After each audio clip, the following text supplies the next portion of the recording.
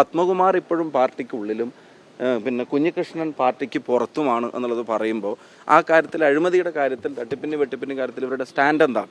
പിന്നെ ഒരു കാര്യം, ഇപ്പോൾ കോൺഗ്രസിൻ്റെയോ ലീഗിൻ്റെയോ സാമ്പത്തിക സോഴ്സിൻ്റെ കാര്യമൊക്കെ ആണെങ്കിൽ വലിയ ഓഡിറ്റർമാരാണ് ഇവരെല്ലാവരും, ഇവരുടെ നേതാക്കന്മാർ.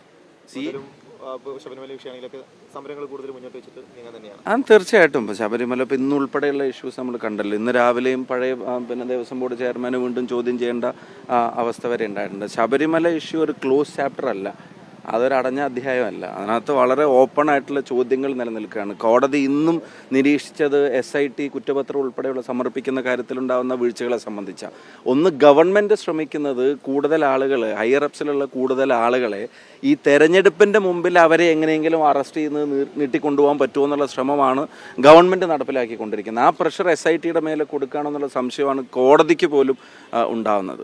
ഇത്തരം കേസുകളൊക്കെ വരുമ്പോൾ ഒരു കാര്യം മനസ്സിലാക്കുക, ഇതിപ്പോൾ ഞങ്ങളാരും കുത്തിപ്പൊക്കി കൊണ്ടുവന്ന ഒരു കേസല്ല. കോടതി തന്നെ നേരിട്ട് ഇടപെട്ടതും കോടതി തന്നെ SITയെ നിയോഗിച്ചതും കോടതി നിയോഗിച്ച SIT ആയതുകൊണ്ടാണ് ഇത്രയും വിവരങ്ങൾ പുറത്തു വന്നത്. CPM അതിനകത്തൊക്കെ എടുക്കുന്ന ഒരു ആറ്റിറ്റ്യൂഡിന് നിങ്ങൾ ശ്രദ്ധിക്കുക. ഒന്ന്, ഇത്തരം വലിയൊരു അഴിമതി നടത്തി ശബരിമലയിലെ ഒരു കൊള്ള, ആ കൊള്ളക്ക് നേതൃത്വം നൽകിയതിൻ്റെ പേരിൽ ഇപ്പോൾ അറസ്റ്റ് ചെയ്യപ്പെട്ടിരിക്കുന്ന ആളുകൾ, ആ അറസ്റ്റ് ചെയ്യപ്പെട്ടിരിക്കുന്ന ആളുകളെ പാർട്ടി എല്ലാം മൈറ്റു വെച്ച് സംരക്ഷിക്കാൻ ശ്രമിക്കുക, പാർട്ടിയിൽ നിന്നൊരു നടപടി എടുക്കാതിരിക്കുക, ഒരു ഷോക്കോസ് പോലും ചോദിക്കാതിരിക്കുക.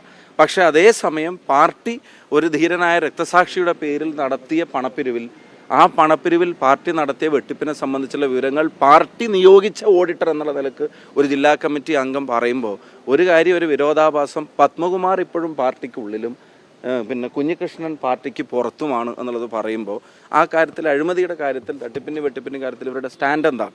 പിന്നെ ഒരു കാര്യം, ഇപ്പോൾ കോൺഗ്രസിൻ്റെയോ ലീഗിൻ്റെയോ സാമ്പത്തിക സോഴ്സിൻ്റെ കാര്യമൊക്കെ ആണെങ്കിൽ വലിയ ഓഡിറ്റർമാരാണ് ഇവരെല്ലാവരും, ഇവരുടെ നേതാക്കന്മാർ. CAGയെ വെല്ലുന്ന ഓഡിറ്റർമാരാണ് കോൺഗ്രസിൻ്റെയും ലീഗിൻ്റെയും കാര്യം വരുമ്പോൾ. അവിടെ ഓഡിറ്റേഴ്സ് അസോസിയേഷൻ്റെ പ്രസിഡന്റുമാരെ പോലെയാണ് ഇവരൊക്കെ പെരുമാറാറ്. പക്ഷെ അവരുടെ പാർട്ടിയിലൊരു കാര്യം അവരുടെ പാർട്ടിയുടെ തന്നെ നിയോഗിച്ച ഒരു ഓഡിറ്റർ പുറത്തു കൊണ്ട് വന്നപ്പോൾ അതിൽ നിങ്ങൾക്ക് എന്താ കാര്യം എന്നാണ് മാധ്യമങ്ങളോടും പൊതുജനങ്ങളോടും ചോദിക്കുന്നത്. അപ്പോൾ ആ ഓഡിറ്റിംഗ് സ്വഭാവം എന്തേ കൈമോശം വന്നത്? രക്തസാക്ഷികളോടാണ്. ഇപ്പം ഞാൻ നേരത്തെ ഇന്ന് രാവിലെ ഇവിടെ പറഞ്ഞതുപോലെ പാർട്ടിക്കകത്ത് വിഭാഗീയത ഉണ്ടായി വരിക. എങ്ങനെ വിഭാഗീയത വരുന്നു?